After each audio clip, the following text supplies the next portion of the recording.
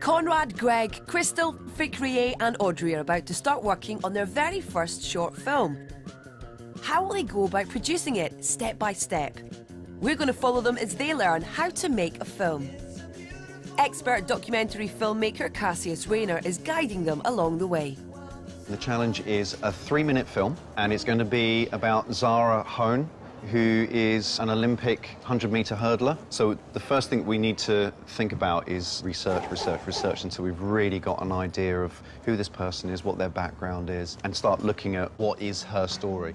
Research means looking on the internet, reading books and magazines, and of course, meeting the subject of your film and asking lots of questions. What did you get up to when you were a teenager? First race was when I was 14 in hurdles. And actually, I was quite good at it. I had like a natural talent, so I decided, yeah, I'm going to do it. But I didn't have so much of a teen life. I had an operation which went quite wrong. So I actually died in the operation, but they actually survived me back. So that's when my dad actually took me on, and he decided to coach me. And he actually brought me from being like really weak at walking to actually being like British #1 in hurdles. I thought it was interesting how she talked about how her parents supported her. You would never know that she had such a serious illness. The group are learning the importance of background research and especially why you need to. Get to know your main character. Try to discover what makes them tick. Ask lots of questions. Ask yourself what the key story is. Does it have a beginning, middle and end? That naturally leads us on to the next stage, which would be formulating what we call a shooting script. On one side, we're going to have audio, her voice, sounds, and then on this side, basic visual structure. What would be the first opening visual thing we'd see? Quick cut series of her getting ready. She could start to talk about like the obstacles that she's faced. You could have like a little montage of her exercising, like she's bringing back her strength. We've got a plan, haven't we? I think we're ready to go. So before you start filming, make sure you have a plan. Write a shooting script, and from that you can work out a list of the shots you'll need to film and the interview questions to ask. It's the day of the shoot and our filmmakers are raring to go. They're going to be using an affordable high street camcorder and tripod.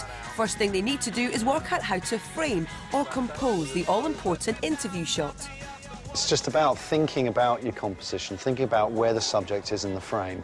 Normally we'd leave just a fraction above the head, the subject in the foreground, and in the background we've got the actual stadium that she trains in. Camera shake is distracting to look at, so choose a nice composition, then hold the camera still, using a tripod if you have one. Introduce yourself, your name and what it is you do. My name's Zara Hone and I'm a sprint hurdler. Can you talk about becoming ill and what happened? I had an infection which actually got into my blood. They rushed me to the hospital to see what was going on. Good composition makes your film look beautiful.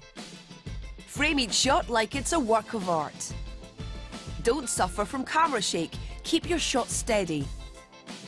Use a tripod if you need to. The students have decided to film different shots of Zara on an exercise bike. Try and use several shots, at least 5 shots, to cover that sequence.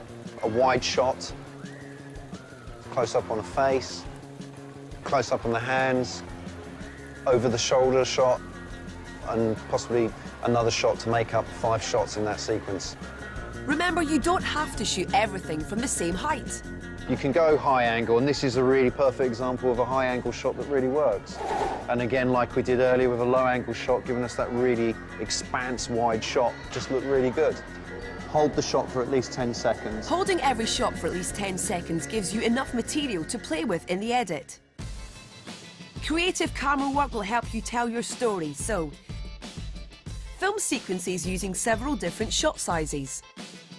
Shoot from high and low angles. Count in your head and hold every shot for at least 10 seconds. The shoot is finished. We'll be seeing these same students again later when they learn how to edit what they filmed, but for now they've got a lot to say about how it went. Meeting Zara before allowed us to know what questions to ask. I learnt more stuff about like how to interview someone. What different angles to use. The hardest thing is trying to compose the shot right. I'm looking forward to seeing what it'll look like when it's all been put together.